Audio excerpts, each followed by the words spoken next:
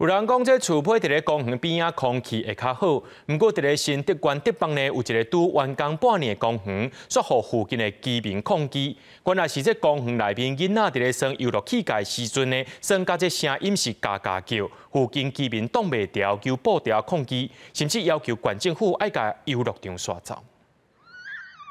囡仔伫游乐器材爬悬爬低，耍甲真欢喜。另外一边，阁有趣味的楚溜龙会当耍。不过，佚佗时发出的声音，却造成住在附近民众袂少困扰。在社区门口挂抗议布条。小朋友来玩的时候都会有尖叫，甚至有校外的教学，来就是断断续续都是非常吵的。其实假日的时候，几乎这边就都几百个人挤在里面。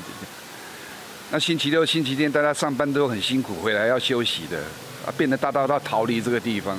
台北市这座拄完工半年的公园，近摆到礼拜都不少家长带囡仔来这耍。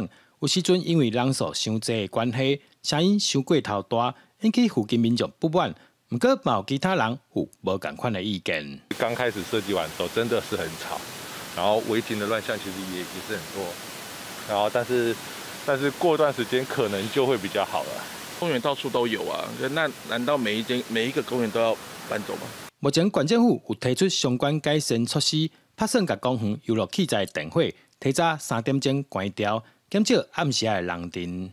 由原先晚上9点关闭的公园景观灯，那我们会研议改成晚上6点来关闭。那第二点就是配合熄灯以及相关管制措施。一般在公园边的厝，因为有绿地，拢会较受欢迎。不过囡仔在公园耍的声音伤吵，却造成附近部分民众的困扰。对介意恬静的民众来讲，有影是有一好，就无两好。